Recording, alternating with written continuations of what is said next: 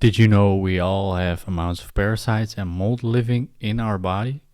And that when the amounts gets too big, it can severely harm your health and change you as a human being? Me neither. But now you do. This and many more insights in the episode with the knowledgeable Jessica Alana. Oh, and please remember, it significantly helps me with inviting more and more guests if you turn on notifications on Spotify and Apple Music. Enjoy the show.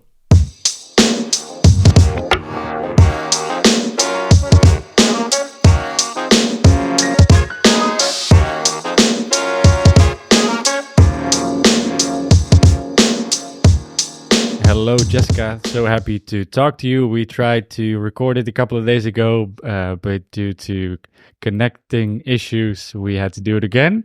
Very happy to talk to you today. We're going to talk all about parasites and mold. The people that have been following me know that I've been using this ivermectin medicine because I saw you using that. And I wanted to try that as a experiment as well. So we're talking about that as well today. Welcome to the show. How are you doing? I'm really good, thank you. Thank you so much for having me. Yes, of course. I've been following you for a while now, obviously since the last Biohacker Summit in Amsterdam. You had a very touching talk. And until recently, I noticed that you obviously know a lot about health. I'm very curious when you speak about peptides, but until recently, I noticed that you spoke a lot about mold and parasites, and that is something I've been curious about because I have some symptoms that could relate to those things, and I think it's a highly it's not spoken a lot about for the general public. Do you agree with that? I completely agree. So, parasites are denied by traditional medicine. As you probably already know, it was pretty hard for you to get ivermectin in Europe. And Yes. mold illness, again, it's not classified as an actual diagnosis in Europe or the UK. Only in the USA is mold illness accepted. Interesting that there's such a difference in how they perceive the danger of parasites and mold because it can be so impactful. Before we dive into the topic, could you elaborate a bit on how you started your health journey? I always find that interesting when people know so much about the specific topic. Sure. So I was 15 and I was searching the World Wide Web and I stumbled across a collective community of vegans on YouTube. And I was like, whoa, these people, they live such a nice life. They don't harm any animals. They look so healthy. I love animals. I want to be healthy. And at the same time, I was kind of in and out of an eating disorder. So this played really well with my whole restrictive diet ideas and what I was going through.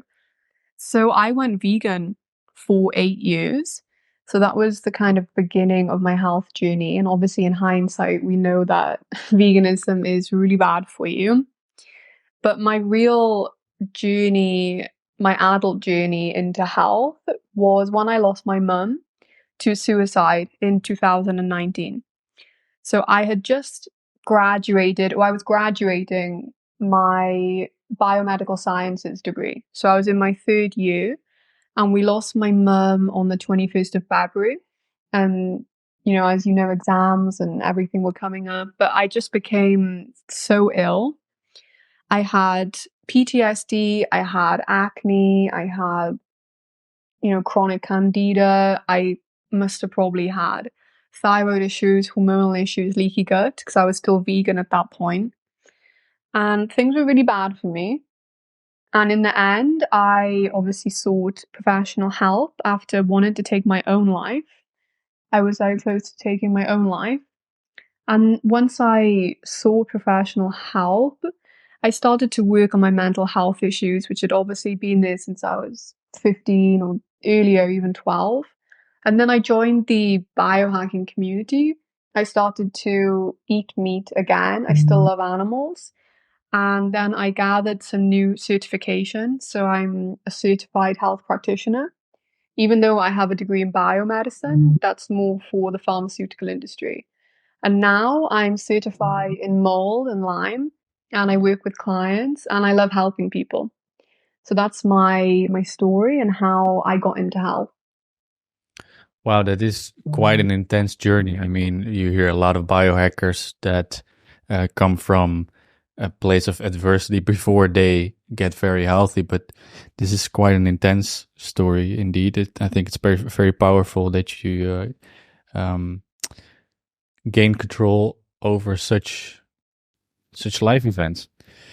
And I think it is also very interesting because you are very knowledgeable in the traditional medicine, health sector, but also in the more, how can we say it, in the more alternative biohacking side of health. I think that's beneficial for both of those worlds. Because a lot of times you see the critique on biohackers is that they are not schooled in health in general. So I think that's very valuable. How did you finally get into parasites and mold so specifically? Because it's not something one could stumble in just out of nowhere, right? Yeah, so parasites, the whole topic of parasite detox, parasite cleanse. Do I have parasites? Are they in my brain? Do I have a worm growing in my brain? That whole topic is full of nuance and it doesn't really have any clinical standard. At the same time, we've both used ivermectin, but ivermectin is so politically charged. So if you talk about ivermectin, you're put into one political bracket, especially in the USA. So for me, it was important to remove the nuance, remove the political charge, try the actual drug that has clinical standard and that has been proven time over time to work for eradication of parasites, which it did for me. So that's how I got into parasites. And as my research has evolved, they are really pesky creatures. As we all know, Toxoplasma gondii can cause bipolar. And actually, if you can remove the Toxoplasma gondii, which is the parasite you pick up when you live with cats, you can see a dramatic reduction in bipolar. And this is proven clinically. And then also with other parasites in the gut, obviously they cause gut issues, leaky gut, and candida issues. They bring all sorts of other co-infections with them. So that's how I got into parasites, is basically to remove the nuance and bring a clinical standard into that world. Because in holistic health, you have to be careful. So people always say you have to be careful of the pharmaceutical industry, you have to be careful of traditional medicine, they just want money and profits. Holistic health, no one in holistic health is working for free, but the only thing with holistic health is that there's no clinical standard. So that's one of my goals, to create clinical standard. I think that is a nice goal. I think it will contribute to the credibility of this sector, don't you think? Yeah, I do. I really do. Yeah, because a lot of people outside of the biohacker industry are looking at us, quote unquote, and they say they have no knowledge about this issue. They are not scientists, so they have no right to talk about it. So, yeah, I'm very happy that you want to take that approach. I think I saw in a podcast a few years ago somebody saying that parasites have so much impact that you can almost say the parasites leading the body instead of the brain when they are in a specific, of in a certain level in your body. Do you agree with that? I do. It's the only thing is these statements, they're very hard to quantify. So how do you bring a murine model, which is mouse model, and give them parasites and then look at their behavior, and then how do you do that in human trials? You know, it's Yeah, so that's hard to difficult. quantify. So really all we can do is understand the mechanism of what parasites can do. Yeah. For example, release toxins, control neurotransmitters, make you act higher risk, and so forth, and extrapolate those mechanisms into human behavior, which mirrors what the mechanism of the parasite can do. So that's the only tricky thing in parasitology.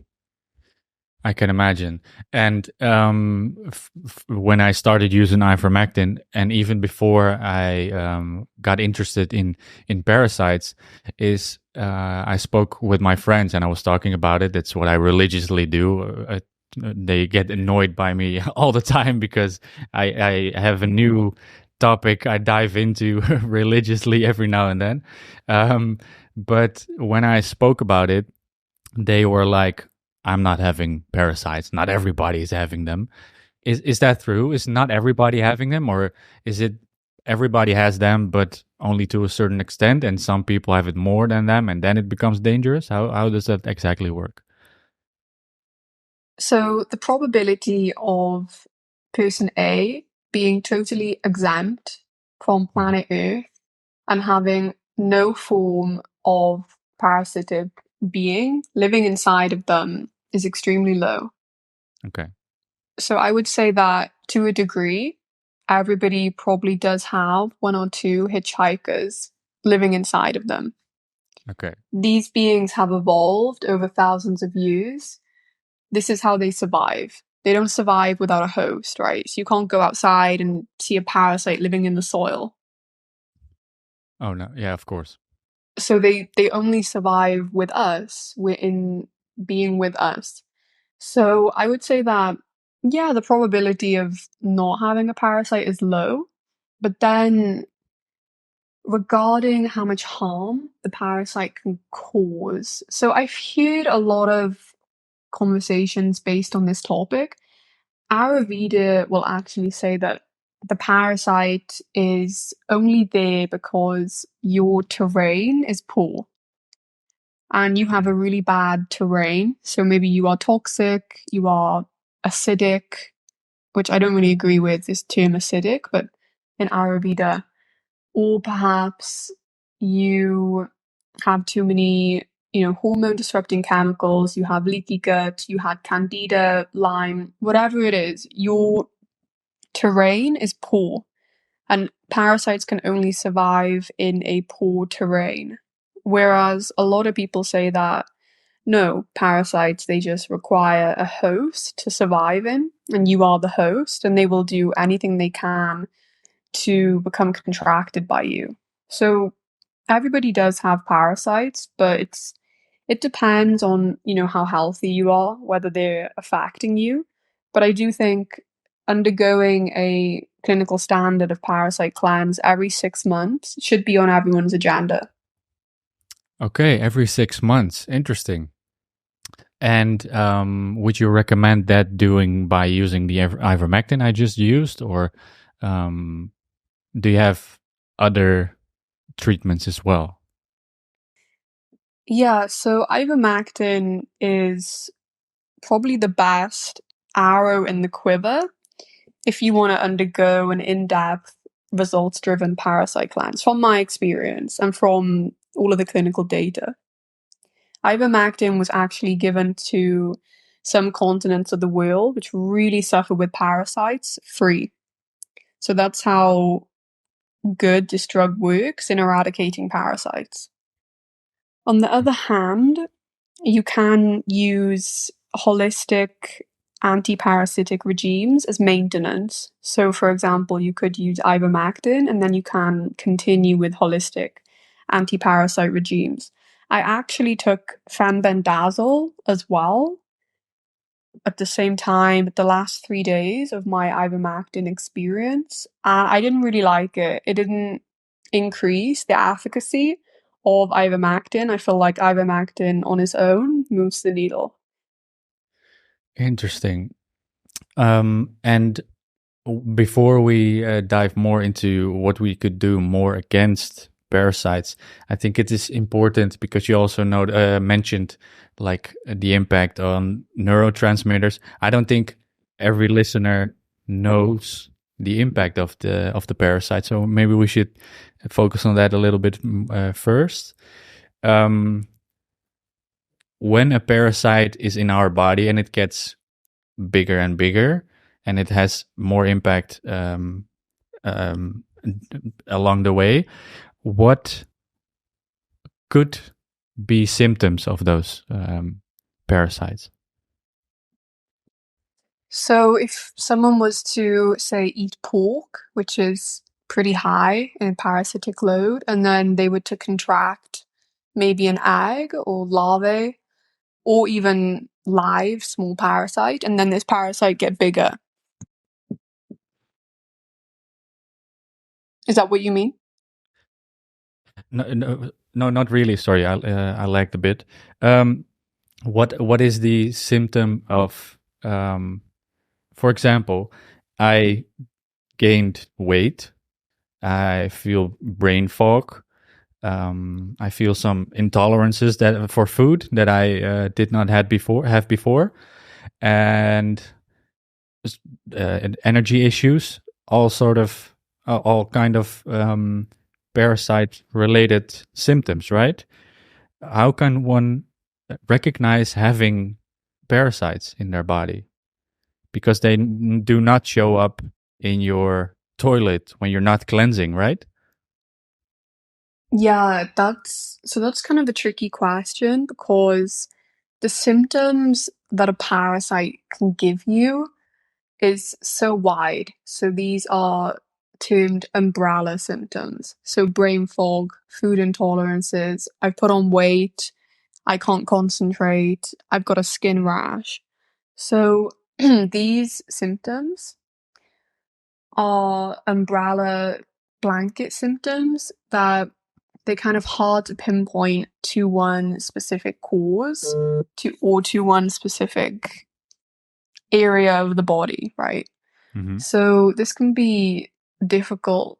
The only thing that I can say is that the best actual way to measure if you have parasites is to try a parasite cleanse. It's extremely low risk, even lower risk if you do it with holistic measures, and you will feel the difference after.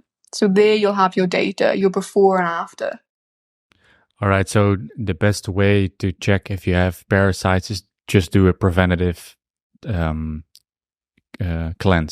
That is the best way for parasites. Is what what I understand.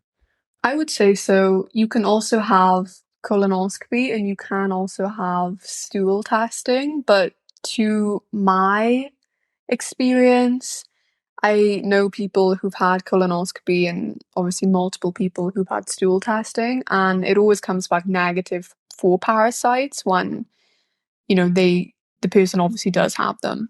So there's some nuance there as well.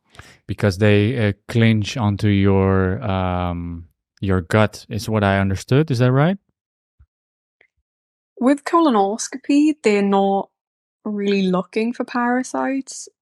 They're more looking for irritable bowel syndrome. So maybe like some contention of the gut wall, for example, like ulcers of the gut wall. And then stool samples, they work really well for like dysbiosis or having a positive microbiome, but not so much parasites.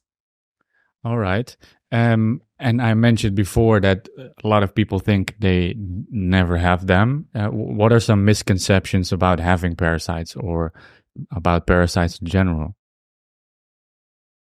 Yeah, I mean, I think it's quite egotistic to say, oh, I would never have parasites, especially if you eat raw fish, sushi, raw meat, tartar, and you enjoy planet Earth. I mean, it's very like egotistical to say I don't have a parasite. And I think people deny the possibility of having a parasite because it's pretty gross.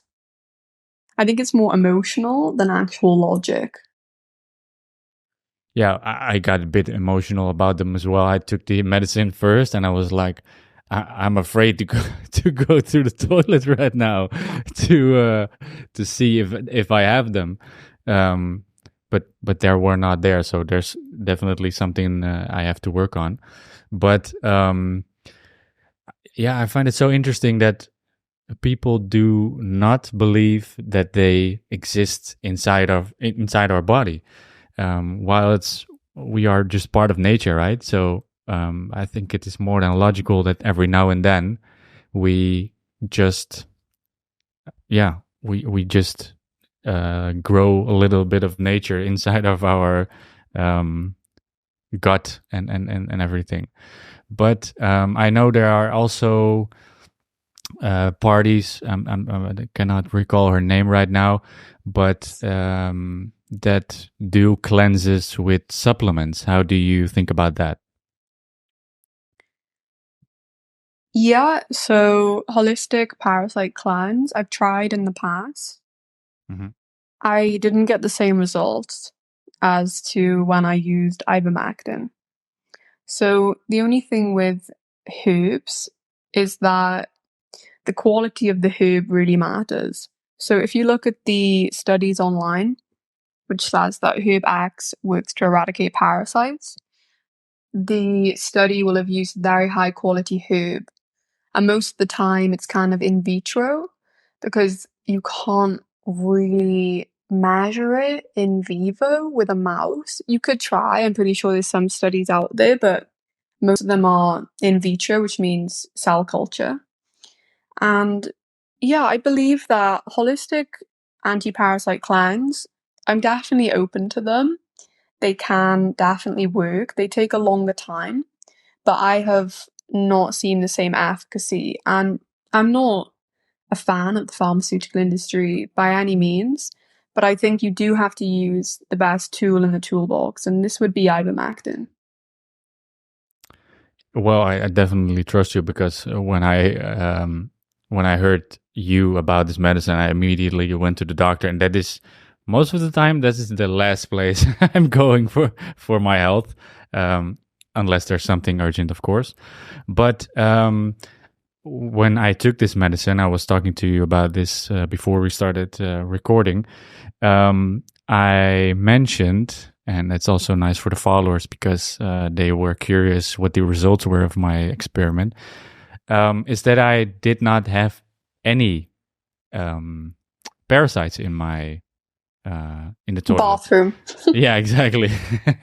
So I can only assume that has something to do with my how did I call it? The Dosing. drainage. No, the drain. Yeah, maybe dosing as well. But I thought about the drainage system. What would you say that was could contribute to a better cleanse? Sure. So if I'm correct, you only took 3 milligrams a day, right? For 5 days? No, I took the 15 in one day. That's Ah, what they okay. recommended me. And Okay. yesterday I took the second dose. So like last Saturday, it is Sunday right now. Yeah, Saturday a week ago, I took 50 milligrams in one day, and yesterday I took the second one, 15 milligrams in one day. Okay. I took 6 milligrams every day for a week. And from what I've seen online, it is better to pulse ivermectin every day at a Mhm. relatively high dose than take it all in one go. Okay, so that could contribute to a better result. Yeah, I And believe so. okay, and when I look at my drainage system, I'm not sure if they work well. Do I have to support my body in an extra way when it comes to a parasite cleanse? Yeah. So, do you go to the bathroom every day? Yeah, And do you twice a day, I sweat? think. Yeah, a lot. Yeah, I mean, typically your drainage pathways will be open then. Do you have acne, eczema, psoriasis? No, not at all. Okay. And you urinate often and frequently? Yeah, I'd like to say a couple of times a day. Yeah, so it probably doesn't have anything to do with your drainage pathway. So ivermectin paralyzes the parasites. So it Hmm. works on their gated ion channels in the nerve and muscle cells to Hmm. paralyze the parasites. So it's either a case of they were getting paralyzed and they were dying, and then they were just being kind of packed up into the stool. Hmm. And because they were in the stool, you didn't see them in the bathroom. So Okay. that's kind of one option, because if you have correct drainage pathways, which it sounds like you do, then they would Hmm. just being flushed out in the stool. Okay. I also Okay. went for a colonic as well on my How does that last work? day. It's basically, an anima. Uh huh. It's like an anima times 10. So an anima is just the rectum, but the colonic pushes, it's called a hydrocolonic or gravity colonic, Uh and huh. it pushes water very safely into your colon. And then you Okay. basically flush everything out. So I went for one of those as well, and I released a lot. Oh wow. Wow. Can I just buy that on the internet, or how does that work? No, so you have to go to a trained professional. So it's like getting Ah. a massage, it's like going to an appointment with a chiropractor. It's like trained professionals with certifications in colonics. And you Uh can huh. find a lot of growth videos on TikTok and YouTube, Instagram reels of people releasing huge parasites with a colonic. Oh, jeez. That is really a nightmare for me, but I will definitely do it. I will write it down actually right now because yeah, when you start something, you have to finish it, right? So, and are there any downsides of using ivermectin? For men, it can lower your testosterone Hmm. momentarily.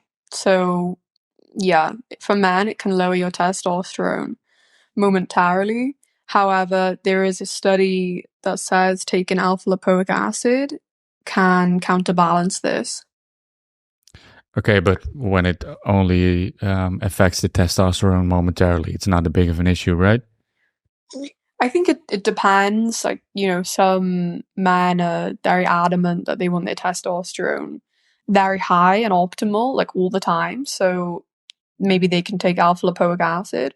But I Okay. think generally, but really, you don't want to mess with any part of the androgen system. But as with any medication, as with stepping out the door every day, as with driving a car and getting on a plane, there are risks.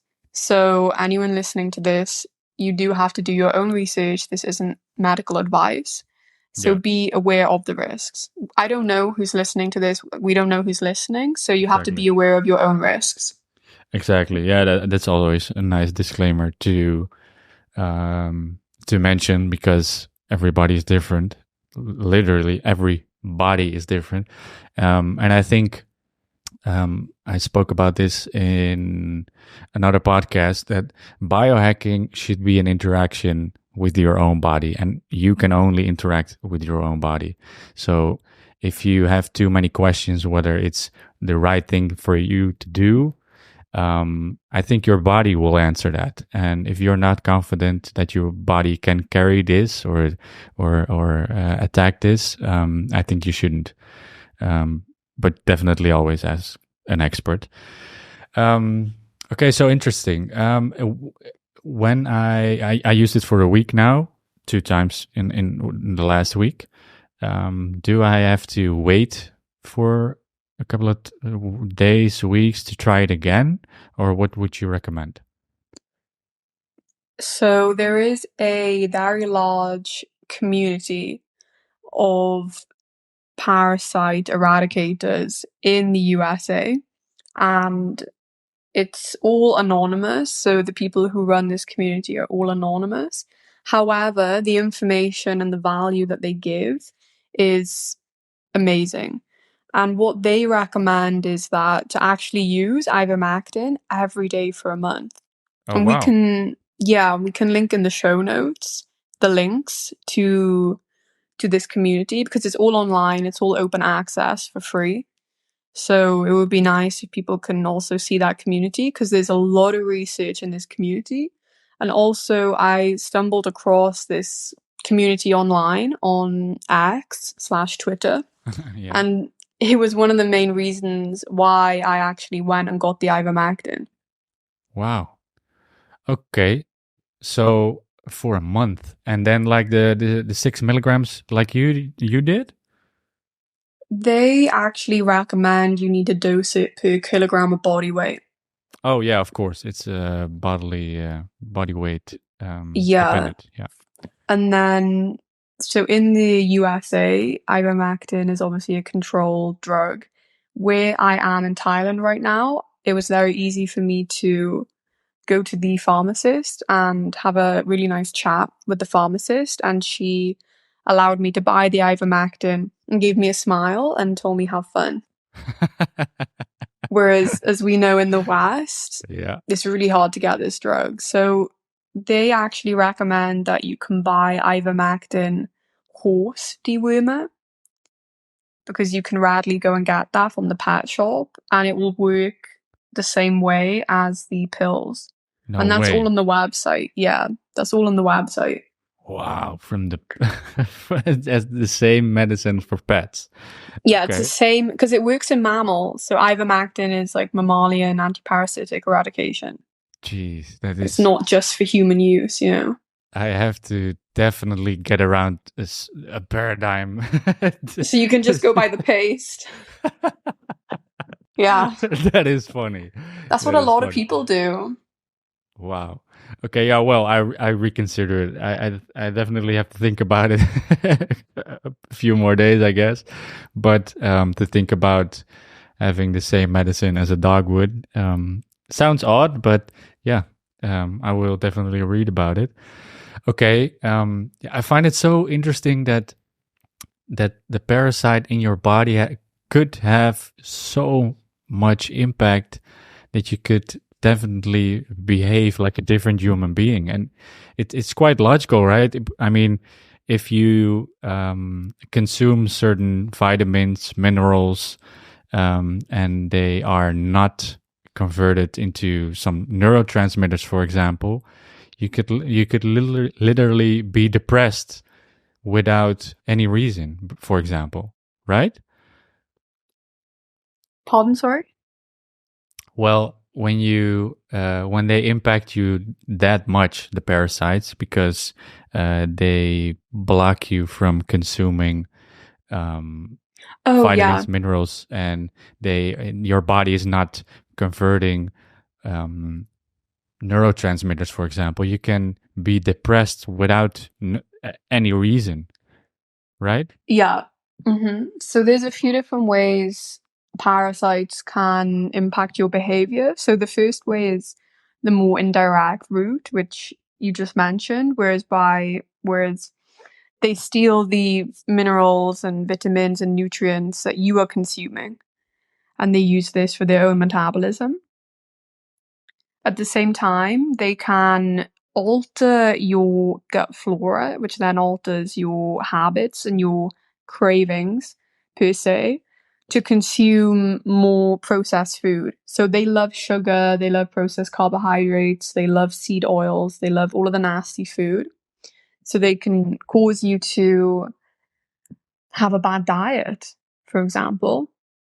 And this can feel uncontrollable because obviously it's your actual gut sending these signals via the vagus nerve to your brain. So maybe this is one of the reasons why people end up in a perpetual state of having a bad diet. And then they can actually work directly on the neurotransmitters.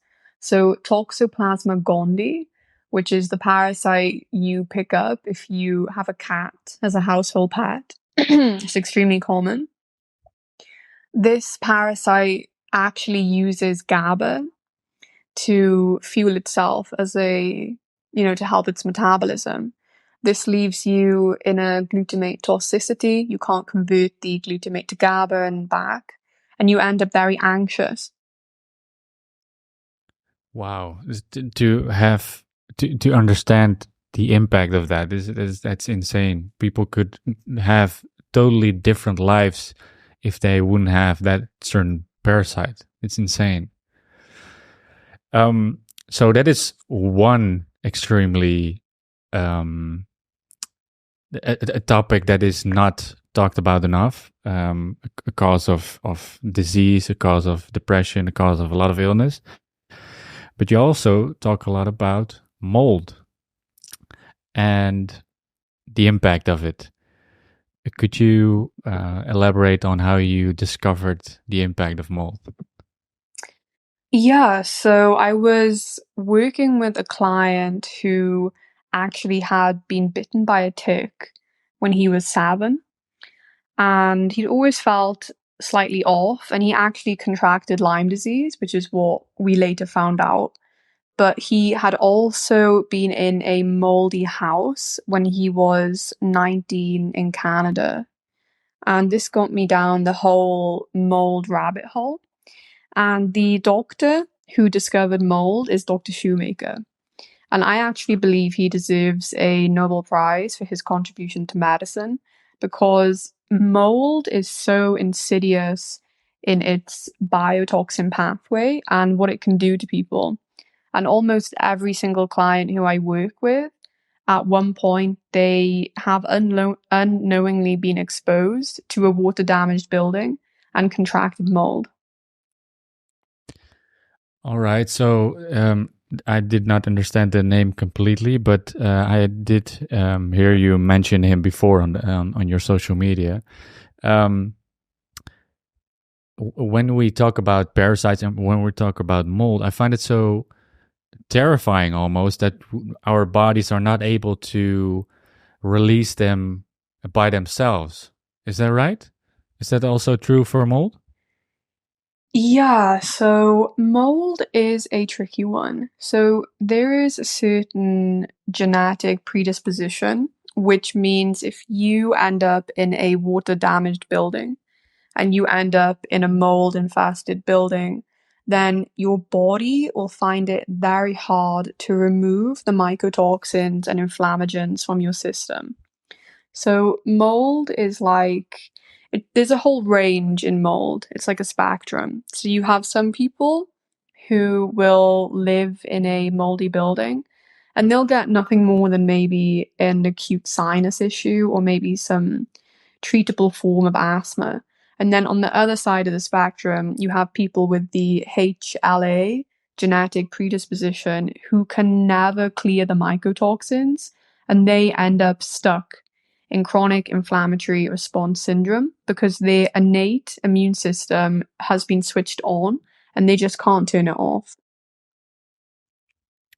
So you never are in a normal state. How did they call it? Hormesis?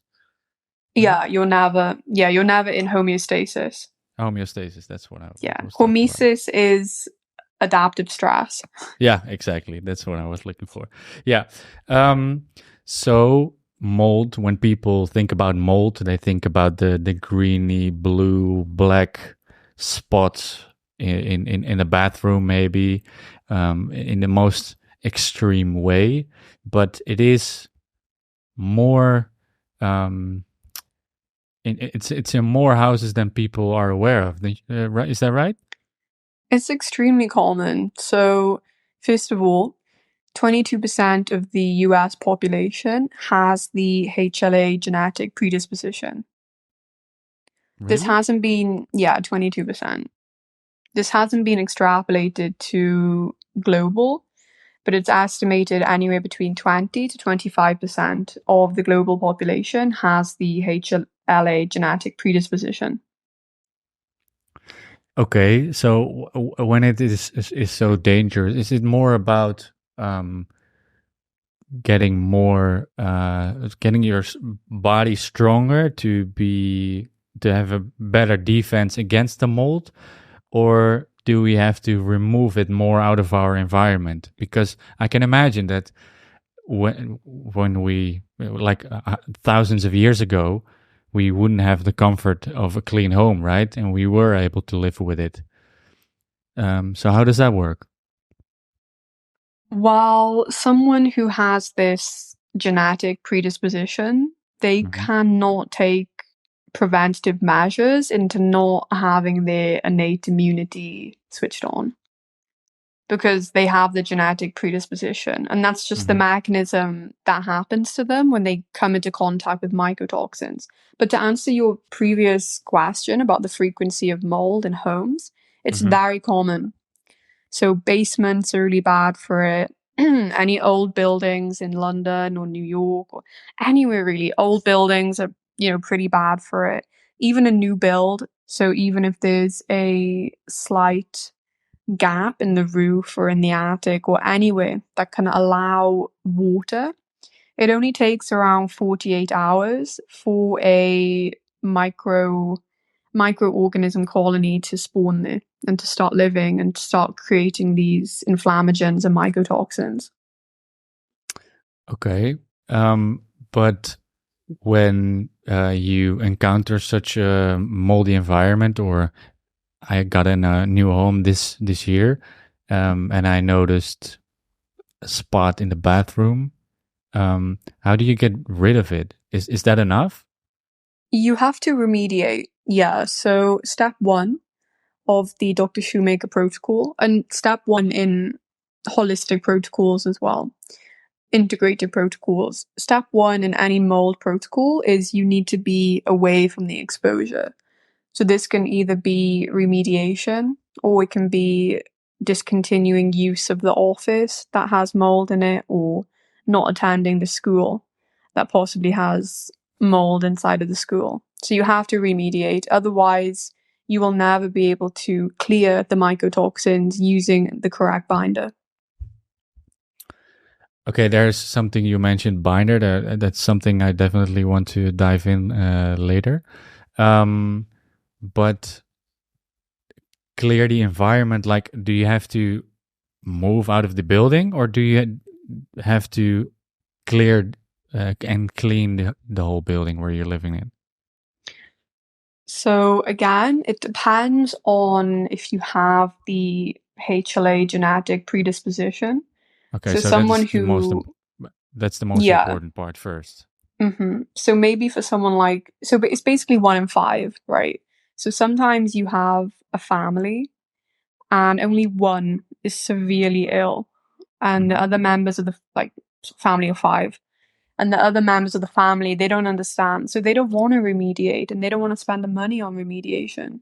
So it really depends on the severity. So someone who doesn't have the HLA gene, maybe they can just use some bleach and then get an air filter and do it the kind of DIY at home version. Someone who has the HLA gene. So this is when you've had someone come and they've done an ERMI test, which is the clinical standard test for basically how many mycotoxins and how many particulates are in the air. Someone's come, they've done an ERMI test.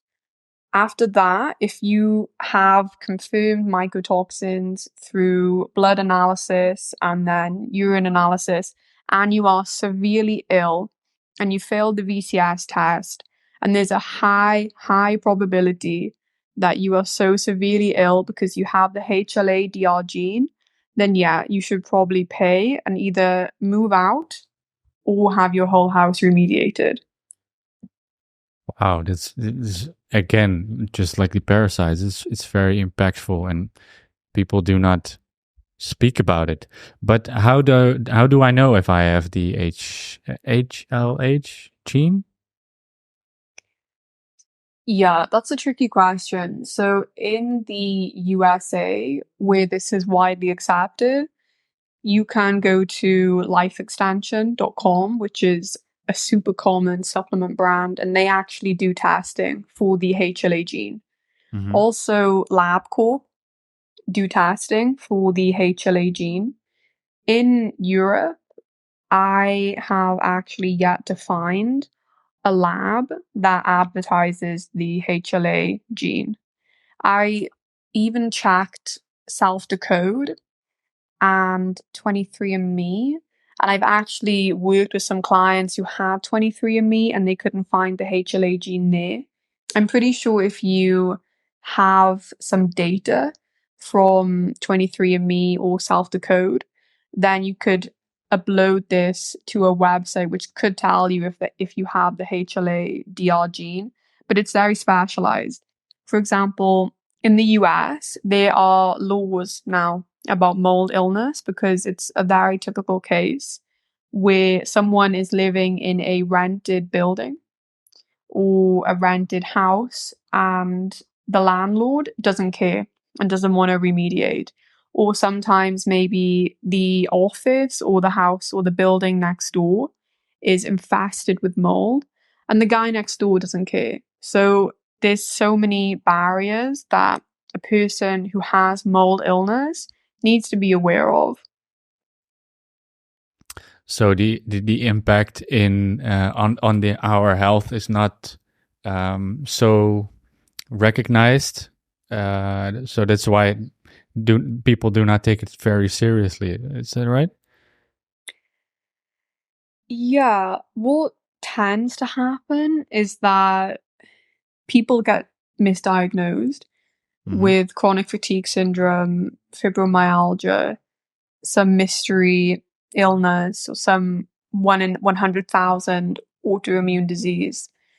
And really, if you looked at them through the lens of mold or Lyme or chronic inflammatory response syndrome or the HLA gene, you'd be able to figure things out. And this isn't my opinion per se.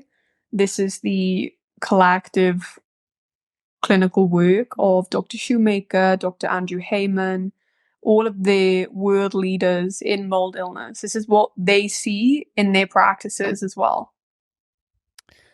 Wow. Well, maybe it is even more danger than I thought before we started this conversation.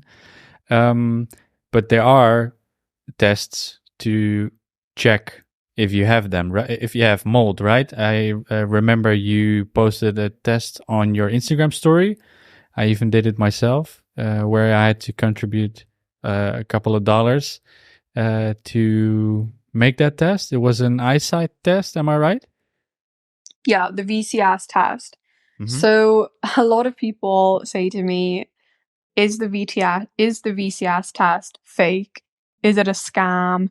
Goodness gracious, how on earth is a online test going to tell me whether I have mold illness? I can tell you the VCS test was developed in the 1950s. It's a visual contrast sensitivity test. So it measures whether you can sense the difference in contrast. So it will ask you to decipher between black lines, grey lines, white lines on a background. What it is actually measuring is inflammation of the optic nerve, and it's also measuring inflammation of the optic artery. So a lot of people think that this test has no value. What is this test going to show me? If you went to a doctor's office and you performed a visual contrast sensitivity test, it would be exactly the same. The only thing which I think stops people from actually understanding the severity of this test is that it's so easy to do in the comfort of your own home. And that's what the mold illness and the chronic inflammatory response syndrome practitioners and community have worked hard to provide for you.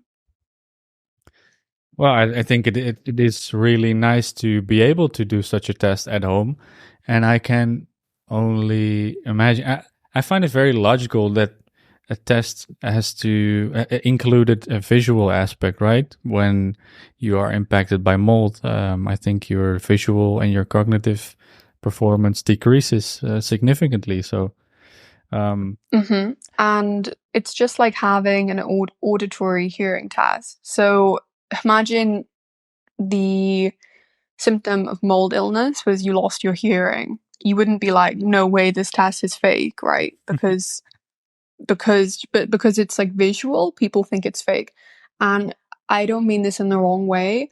I don't think anyone is trying to scam you for $15 for you to do a test. No, exactly. And even if it was, it's not the biggest loss. But no, when I took the test, it seemed like very logical questions and tests. Again, the same with parasites. You mentioned binders. What are some tools to to weaponize yourself against the danger of nature? So mold or parasites? No, for mold in this case. Okay, so there is a huge debate with mold illness surrounding which binder to use. So I'm going to try and give the least biased answer, and I'm just going to explain what I know so far. Mm-hmm. So Dr. Shoemaker and Dr. Andrew Heyman, so just for re-referencing, Dr. Shoemaker was the doctor who discovered mold illness and who put everything together for mold illness, okay? Mm-hmm. He recommends cholestyramine, and so does Dr. Andrew Heyman. So it's a prescription drug, and they say it's the only binder that can bind to mycotoxins because of the specific charge and because of the size. It's 1.4 angstroms in size. And they see incredible results in their clinical practice. And this has been used as the clinical standard since 1997 for mold. Okay. Then you have another group of practitioners like Dr. Neil Nathan, who was actually working with Dr. Shoemaker and then they fell out. You have another group of practitioners who say you don't need to take cholestyramine. Clay can work, activated charcoal can work, zeolite can work, and you can take a combination of these binders and you're going to feel better and you're going to overcome your mold illness. Now, if you had asked me like a week ago, I would have said, no way, that's nonsense. You must take the cholestyramine.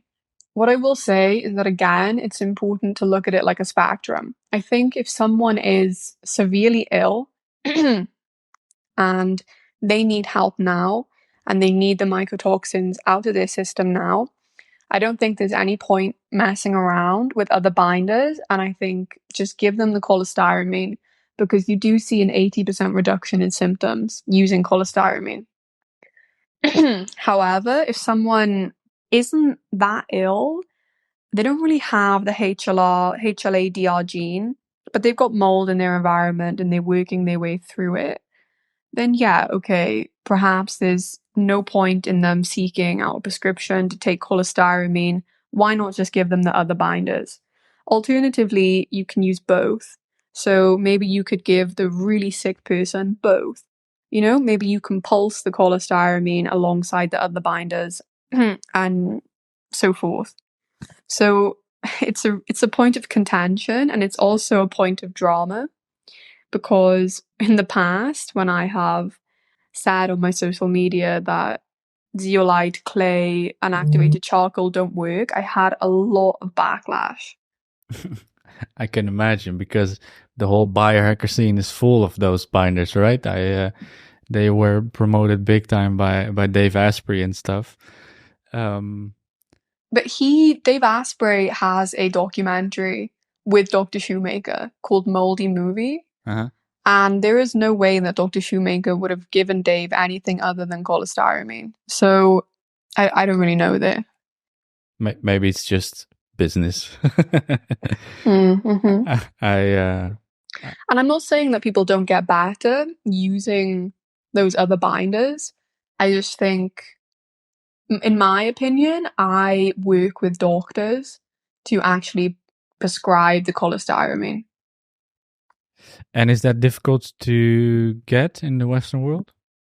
No, it's not. So I have a really amazing network of doctors who I work with who are very clued up on mold. So they're not essentially mold practitioners or chronic inflammatory response practitioners. They have their own specialization. So I work with one doctor, she's an anesthetologist. So she helps put people to sleep during surgery. But she's very open to using cholestyramine. So as part of working with me, all the fees with her are included. When the time comes, I send you to her to have a consultation with her, and that's how you access your cholestyramine. Interesting. So it is actually possible to get the medicine, because that is, yeah, it's difficult because when I spoke to my doctor, this was for my parasite glands, not for anything mold related, but I did my due diligence. I mean, it was limited, of course, because I'm not a professional, but I was like, look, I'm an autonomous patient. I'm careful with what I put in my body, and I want specifically this medicine. And she was like, well, we're not going to do that because it's a secondary medicine or something like that. Yeah, off label is called or something, or like off use or something. Exactly. And I was like, but it's my body and I need care. I need you to care for me. So how are you going to deny me this? And of course, it's not always the best way to do that. I would definitely not recommend it to always do it like that. I'm a bit of a, how would you say that? Yeah, I don't know. I would not recommend it taking that route. I think it's okay. I mean, you pay taxes, and then it's a really low risk drug. It's not like you're asking for morphine. No, of course.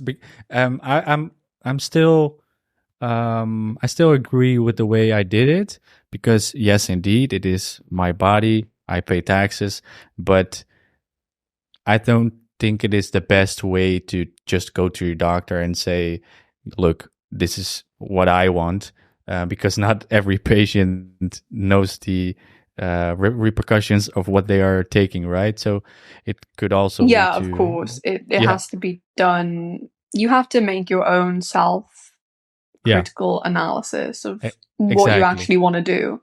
Exactly, and that is why I was this firm to my doctor, because I know I did my due diligence, and I also like got information from you and from a lot of other sources. But it is strange that there are resources out there and maybe even solutions for severe problems, and it is not accessible for everybody. I still find that difficult sometimes. Because when I stumbled on the mold and on parasites and the impact of them, I was like, to who am I going to? Because not my doctor's not going to help me, so I have to do my own due diligence and then go back to the doctor. But um, how are you going to change that for us? Yeah, well, I'm in Thailand right now, and I can only abide by the country's law. Mm-hmm. Okay. Mm-hmm. So if I work with someone and they're in the EU and they're in the UK, or they're in a place where ivermectin is prescription only, Mm-hmm. then there's no way I'm going to post ivermectin from Thailand to your door, No, no, which I've been asked to do, which I would never do. no, I understand. So, what I can say is that I can help provide all the information that you need to make your own educational and self analysis on whether you want ivermectin. And then you can use that knowledge and information to have a discussion with your doctor, who then can prescribe you the ivermectin. Uh, in that way, okay. Or you can reach out to an independent prescriber. So there are independent prescribers within the UK and the EU who, based on their own judgment, may or may not prescribe the ivermectin. However, the likelihood is that they will prescribe it. based on the fact that they are an independent prescriber, and these doctors tend to have a more open mind. Does that exist in the EU as well, independent prescribers? Yes, it does. It's just like a private GP. Oh, I was not aware of that. Okay, so that makes it a little bit easier. I'm sure it costs a lot more than a general GP, right? It's around $180 for an hour with a private GP. Okay. Okay, so it is a bit more expensive, but still accessible. It's reasonable. Yeah, definitely. I mean, and it's you can free you can request and have the discussion about multiple prescriptions in one sitting as well. And when you say 180 for an hour, I only get 10 minutes at my doctor, so maybe it's a good thing. Yeah, exactly. I know some independent prescribers charge like 120 as well. So there's a range, but you're looking at like $100 to $200. Okay, well, indeed, it seems reasonable. Well, I find it interesting because in another podcast, I think it was with Edward from Northcote. I think you know him as well. Yeah, I love him. He's so nice. Yeah, I love his products. Yeah, this is amazing, and he's one of the kindest guys in the industry. Yeah, definitely as well. Yeah, I also call him my biohacking father, but he's like the OG.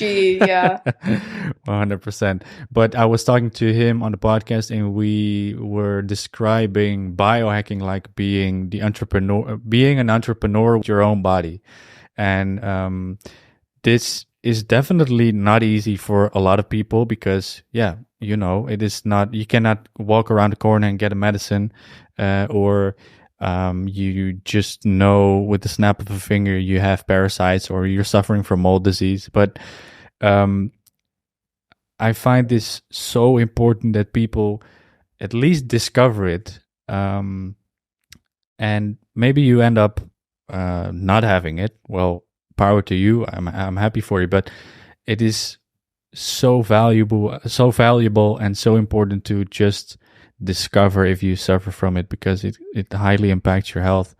And I'm wondering if you have just a takeaway for the people, if they just hear it in this podcast for the first time, what would you recommend them for parasites and mold in general? So parasites, this can kind of be more DIY.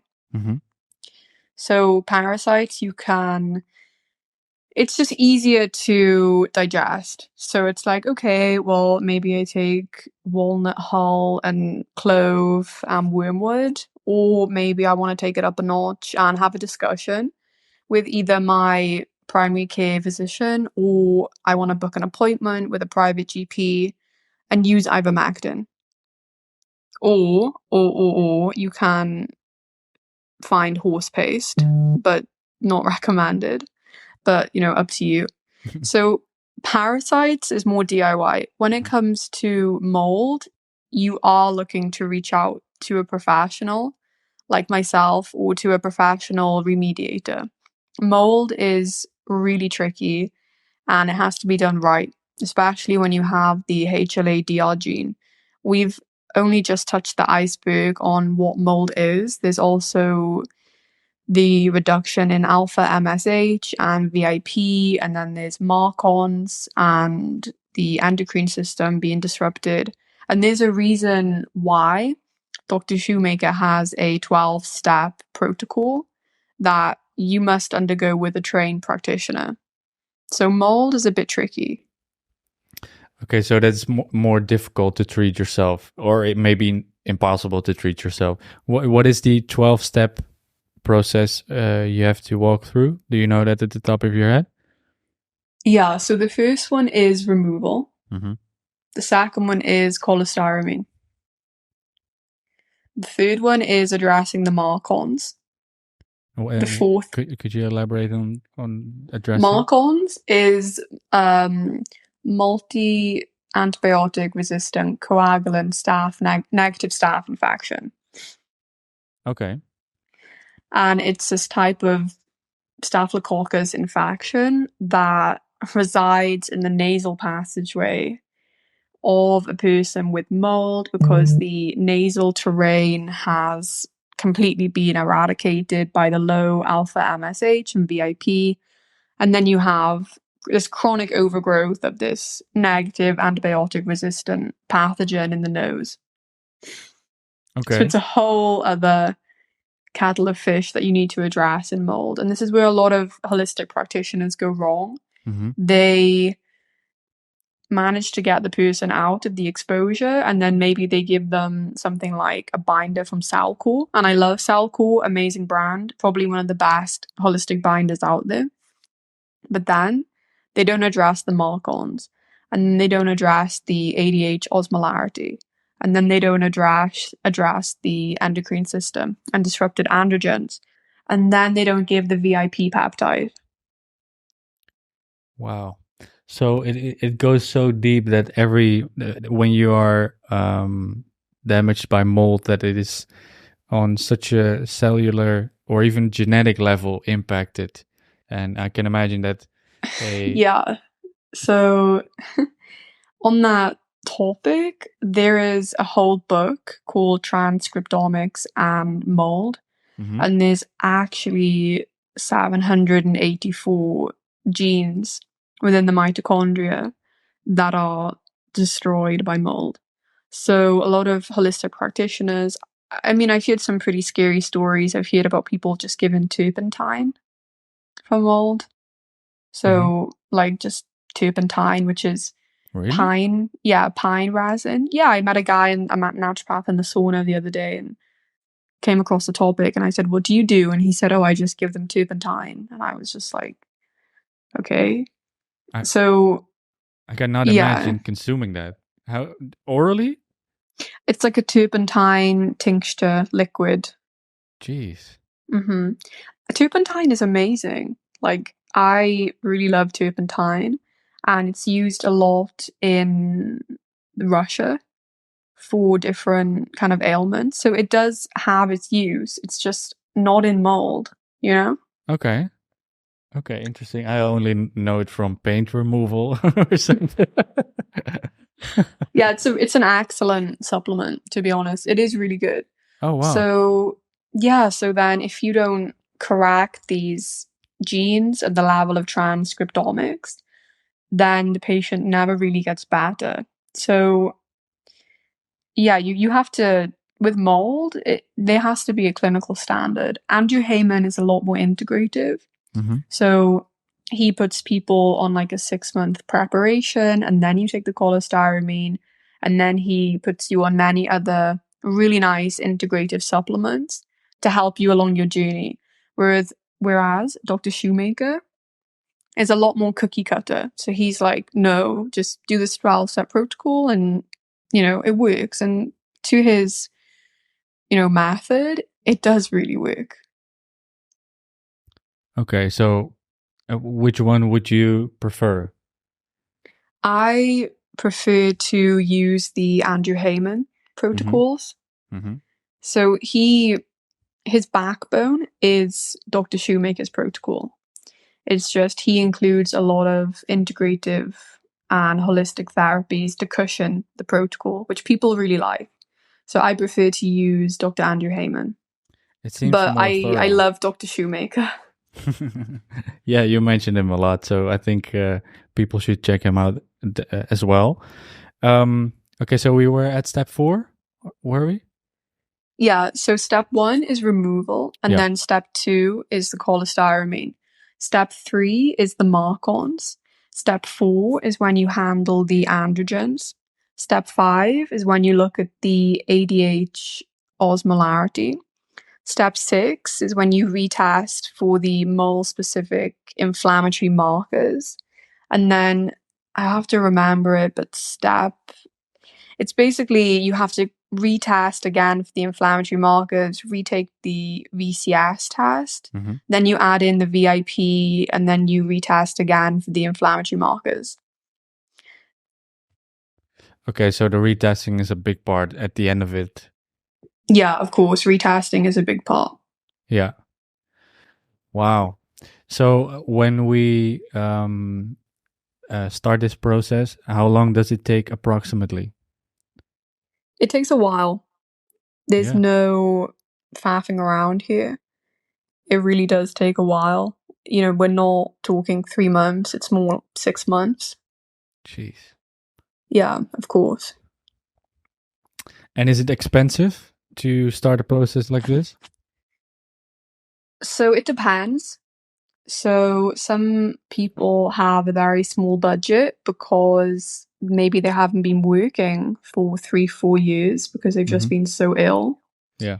And maybe they've spent thousands on other tests or other misdiagnosis only to find out that it was a moldy dorm room that they were exposed to 20 years ago, which has got them to where they are today. And that's an often case. So you would think that that's, a very rare case, but it's not. So it can depend. You can, if you're going really bare bones, you can confirm with a VCS test and then a mycotoxin test. And then you can complete the Dr. Shoemaker protocol very bare. So you don't really have to retest after at the upper ends of the pyramid because these tests can cost a lot. So some people, if they really don't have a large budget, they go from a improvement in the VCS test results and also symptomatic relief. Whereas if people have a large investment, then yeah, you can test every month, you can test at the beginning, you can test at the end, you can do all of the HLA-DR gene haplotyping, you can do the transcriptomic testing, you can do multiple inflammatory marker testing, multiple urine metabolite testing. So it really depends on the budget.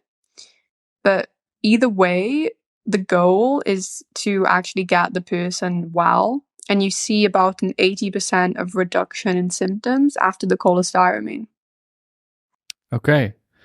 Oh, that is a quite a reduction indeed. So I definitely underestimated a bit, even though I read about it and I've been following you, but I underestimated a bit how difficult it is to get rid of the mold. It's definitely. I'm definitely happy to hear that the parasite cleanse is a bit more easy, so people can easily research themselves and start doing that. But the mold is, even you have to move, you have to clean up your whole house, you even have to test your own DNA if that is helpful. Of course, because like you mentioned, it's not always how did you call it? Accurate It's not enough? always necessary. No, exactly. But it is quite impactful when you suffer from mold illness. So it's mold is kind of the trigger, but what you end up with is chronic inflammatory response syndrome. And how does that look for people who don't know what that means? So mold illness Mhm. is interchangeable between biotoxin illness, and mold illness and biotoxin illness are interchangeable between chronic inflammatory response syndrome. We are trained to treat chronic inflammatory response syndrome, but the mold is the trigger that obviously turns the innate immune system on when you have the HLA gene. So that's how this all connects. Mm-hmm. All right, I understand.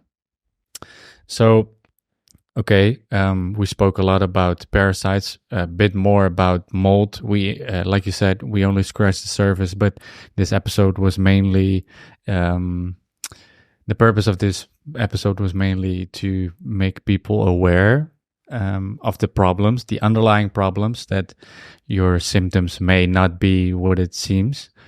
What would you like to tell people to do, how to start as a last takeaway? Yeah.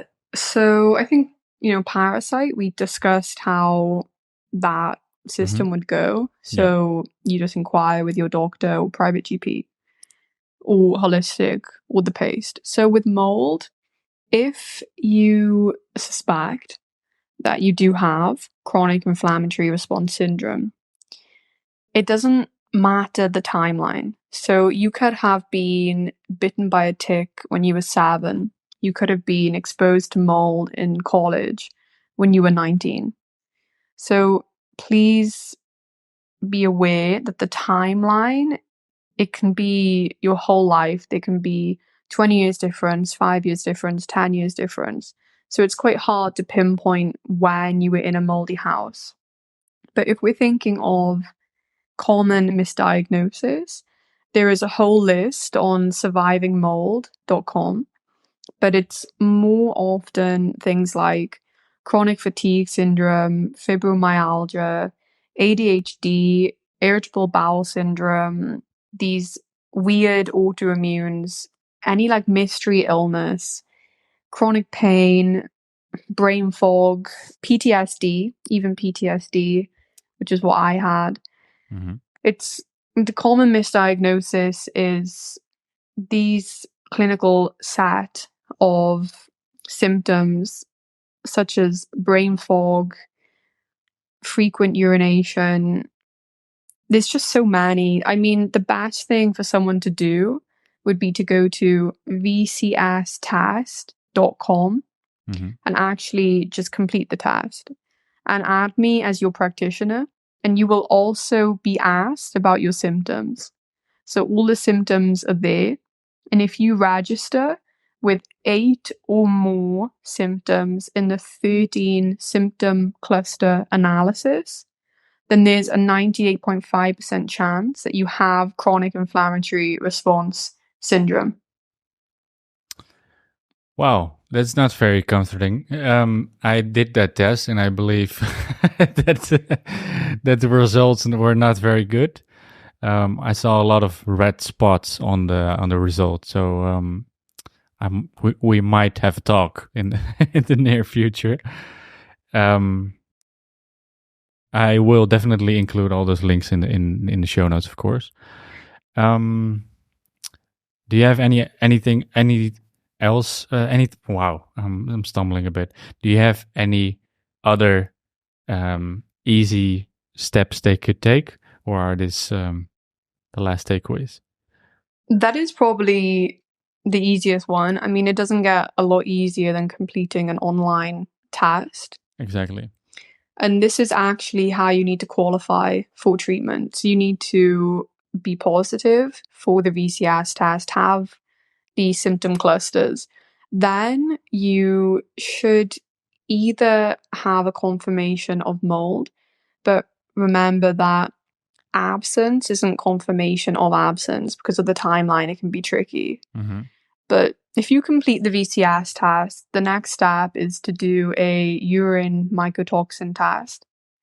And after that, if you have high mycotoxins in your system confirmed by urine analysis, you've got all these weird symptoms, you have neurological issues because you tested positive for the VCS test, and at one point in your life you were most probably exposed to mold, then you ticked all the boxes for having chronic inflammatory response syndrome. Okay, so can we get a urine mycotoxin test at the doctor, or do we have to do that somewhere else? No, so urine mycotoxin test, like I said, the EU and the UK, they don't even recognize mold illness as an illness. So there's no way they're going to provide, excuse me, mycotoxin tests. So you do have to do a mycotoxin test with a provider like myself. Okay, that's good to know. And you mentioned bitten by a tick before. Is that something I could go to the doctor for? No, again, Lyme disease, it's more common in the US. I will say that. It is a lot more common in the US. Lyme disease, again, it's denied by traditional medicine. There is a whole rabbit hole about how Lyme disease was actually a biological weapon developed for the Cold War. So Oh. that's a whole other rabbit hole to go down. Lyme disease is very hard to treat as well, and people end up with chronic post-Lyme syndrome. Oh, wow. I think we have to definitely do a part 2 in the near future, because we only scratch the surface. But I think people have. I think you have spoken about a lot of value already. People are aware of the dangers of parasites and mold, and I think they can start their own journey in exploring if they have it. And if they want to reach out to you, where should they find you? So the best way is at my email. So that's jessica@jessicaalana.com. And the A at the end of Jessica is the same A for the Alana. Okay. So it's only one A in the middle there. So jessica@jessicaalana.com. And I'm pretty sure we can link my website in the show notes and put the email in the show notes as well. But if you want to learn more in quick, easy, digestible bites, then you can go to my YouTube, and then you can go to my Instagram and my Twitter. So combined, I have around 33,000 followers. So you'll be joining my community of Lyme and mold and parasite literate beings. Very valuable posts, I can say. You also had a Telegram group, was it? Yeah, I did have a Telegram group, but I shut it down because it was getting very spammy. Yeah, I had people post like political stuff in there. I don't know if you saw, it was like quite strange. Yeah. And then, yeah, it was becoming too one way. So I just kind of like, I deleted it. And I wasn't posting in there anymore. It wasn't providing any value for anyone, really. Okay. Well, a lot of social media to find you, your email and your website will be mentioned in the show notes, definitely. Jessica, it was really nice to meet you, to talk to you from all across the world, on the other side of the world, I mean. We only scratch the surface. We might do it again in the near future on a more in-depth episode about mold, is what I'd like to do. Thank you so much for your time, for your knowledge, and until next time. Yeah, until next time. Thank you, Jessica.